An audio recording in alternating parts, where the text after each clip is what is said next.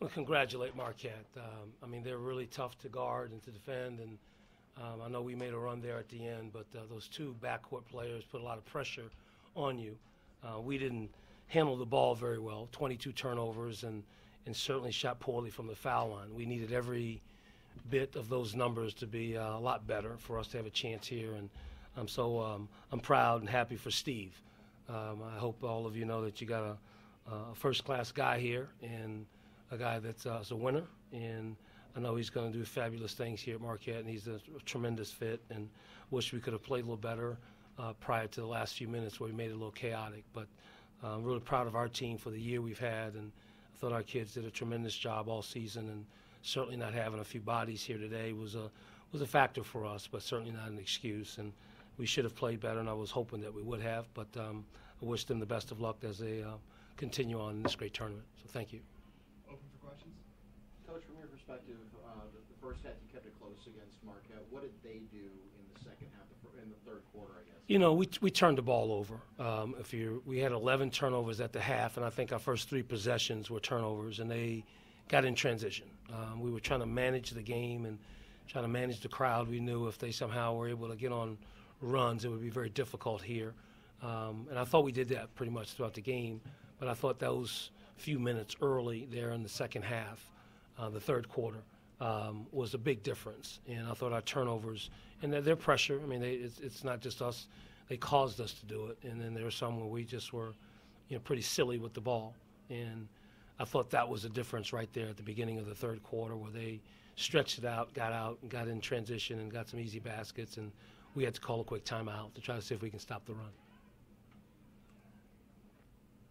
Marquette had problems with your pressure in the fourth quarter. Was it something you saw? Obviously we were down, and, we're trying to see if we can create steals or quick shots or, just sloppy play. And I thought we did a really good job of not fouling while we were pressuring and doubling.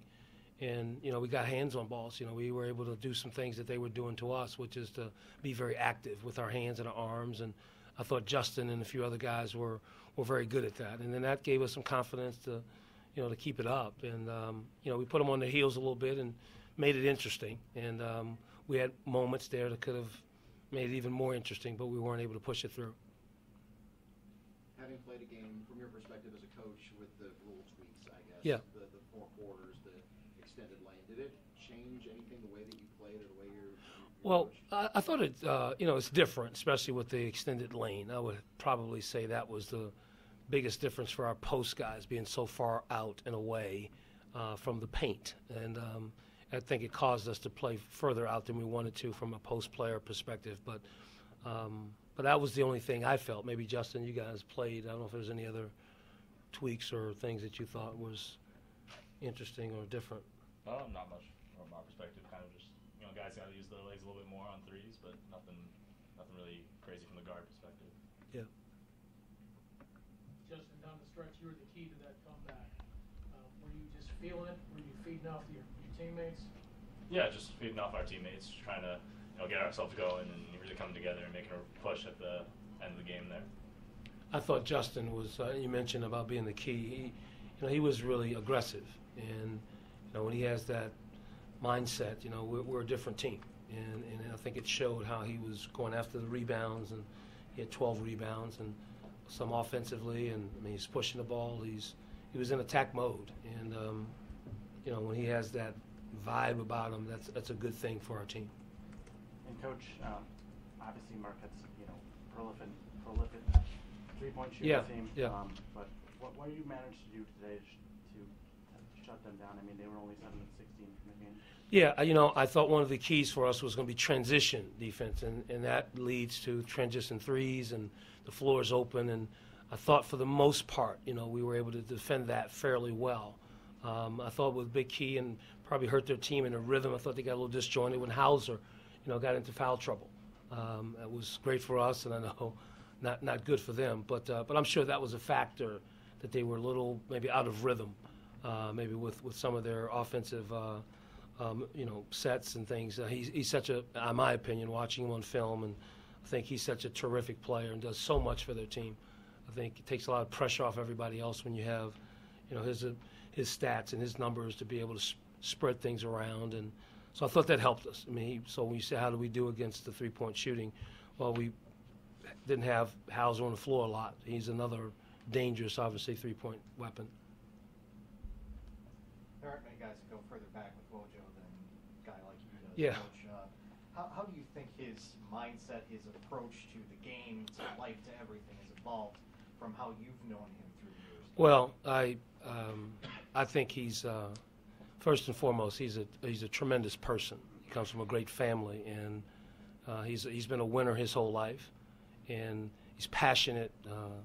He's dedicated. I think you got an amazing fit here for this institution and this program.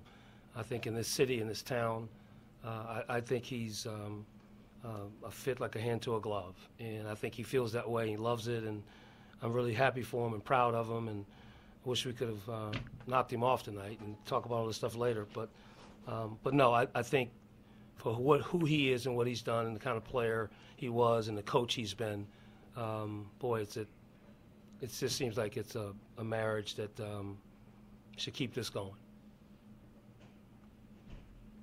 Anything else? Coach, Yeah. Last 2 minutes, you had Rio and Danilo in the game back in November. Would you ever think that last game of the season you would Yeah. have those two? You know what? I mean, those two guys, I'm glad you brought that up because they have made tremendous strides throughout the season. And a lot of times, Danilo didn't play particularly well tonight, from his stat line, but we've had so much confidence in how they have been able to progress and grow throughout this year. And I'm very pleased with that. Sometimes you think young players and freshmen, they end up hitting the wall, the proverbial wall that young players can hit. And we didn't have that with those two guys. They kept getting better throughout the season, and it was wonderful to see. And obviously we had that kind of confidence in them to have them in the game tonight in postseason and riding with them throughout. And then after the Columbia game, you said that regardless of how the season ends, that being able to call yourselves Ivy League championship is something that you're proud of. Can you just give your reflections on the season as a whole and the progression? Yeah, I mean, obviously tonight is a tough moment. We've concluded, our journey for this season, and we'll get a chance to really reflect on it as a few days go by. But we are proud of that. Anytime you can win your regular season of whatever conference you're in, it's a tremendous honor.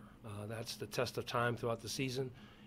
We were able to be co-champions this year within our league, and obviously being in postseason in the NIT Tournament.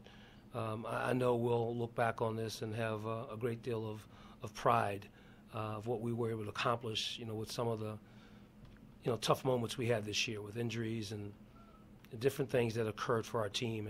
And so I'm really proud for this team to accomplish what they did.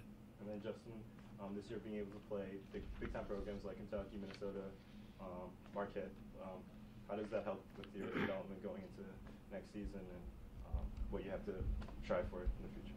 I mean, I think we played those guys really well, and we were really close games, all of them like 5, 7, 10-point games. So knowing that we're right there and knowing that we just got to make a few more adjustments, play a little bit better, get all guys involved, then we're a team that's capable of competing and playing against those top 25 teams. So really just looking to get back and put in work in the spring or the summer, and then reevaluating what we can do better to make sure we don't let those opportunities pass us by.